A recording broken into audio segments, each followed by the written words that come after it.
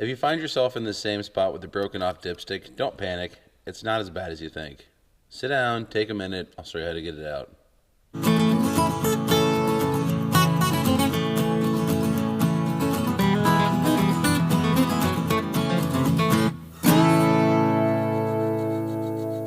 If you look at the new dipstick here, the current one's broke off, I'm guessing right about here below the O-ring. I don't know because I don't have the other piece. It's broke off so low that the metal shank is actually just starting to protrude out the top.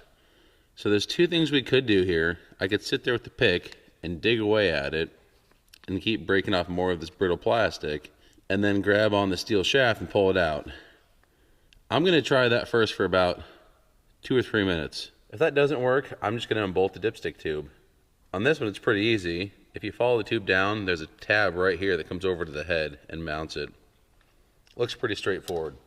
The other way that I like to get these things out of there is if it was broke off up here, then I take and drill a very small pilot hole down the center of it and thread a screw into it and then hook a pair of side cutters or something on that screw and pop it out.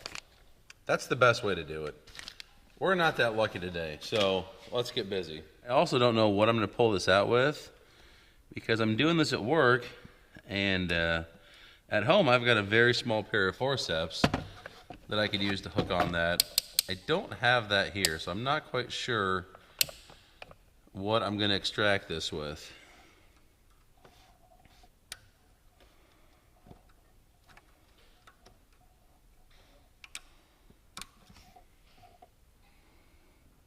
You know what? There's more meat in there than I thought. I'm going to try the drill bit trick. We're going to try it. So now the most important thing is choosing the right drill bit and the right screw. I really like sheet metal screws. You know, the kind that you would use to put steel siding on a building. I like these a lot. They seem to grip very well. So then choose a drill bit that's going to be slightly smaller. So now if I just take this screw and jam it down in there, all it's going to do is spread that dipstick against the tube and it's never going to come out. So we want to remove the center of it where we're going to be installing this. That will also hopefully help us to not just crumble this thing into absolute powder. So as you start drilling away in here, don't overdo it. You can always go back and drill deeper in a second. Yeah, that's what I was afraid of. There's so little plastic left in here that I'm almost instantly hitting what I believe is this roll pin that attaches the handle to the stick. Either way, I said we would try it this way so I can show you how to do it. All right, I'm not feeling too terribly hopeful about doing it this way, but we'll see.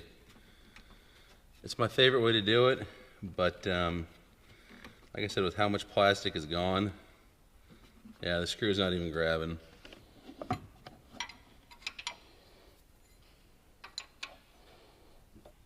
Got the bolt removed. Now this tube is going to wiggle all over the place, and hopefully we can just kind of pull it out of there. If not, we'll have to jack the car up, get it underneath, and do the push and pull method. Put both my arms in the way here and just really pull on it.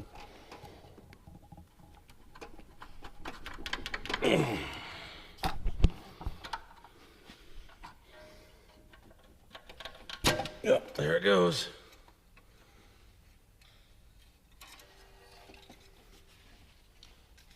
We're over at the bench now, and you're looking down the dipstick tube, and hopefully you can tell that that thing is broke off way down in there. We've got 4 inches sticking out this end. We'll just knock it right back out. Clip some vice grips on there so I can get some good grip on it. And man, it does not want to come back out. Alright, let's see if we can do this.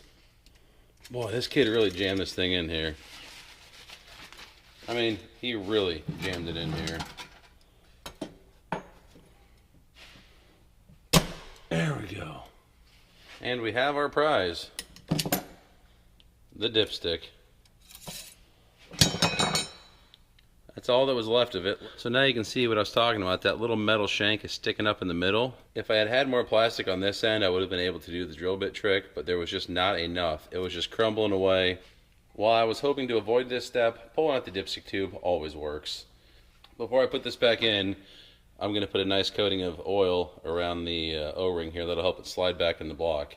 One last thing you're going to want to do before throwing this away is compare it with your new one to make sure that Dorman didn't hose you and give you a dipstick that's too short. We got it lined up there where it's going to seat in the tube, and you can see they're the exact same length. I'm also going to roll it over because I can't see the marks in the packaging.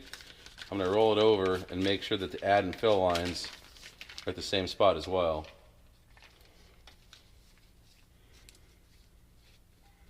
Yeah, kind of hard to read, but they're there. Alright, well, I'm not going to show you putting it back in. It's obviously the exact reverse of what we just did. Thanks for watching, guys. If this helped you out, please drop below, leave me a comment, thumbs up. I'll see you next time. So the shop that I used to work at, the first thing we would do after pulling your car into the bay was roll down the driver's side window. The second thing we would do, if we were going to work under the hood for any reason whatsoever, it would be pull your dipstick out and set it off to the side. Because these plastic tabs are so easy to break off these things. Even if you're not trying to remove it, you bump it. Sometimes I swear you just look at it wrong and they break off. Just think about that next time you're working on your car. Maybe pull it out, set it off to the side so you don't accidentally break it. And then on another note, if you notice it's getting brittle, get that stupid thing out of there and get a new one in before you break it off and find yourself in this predicament to start with.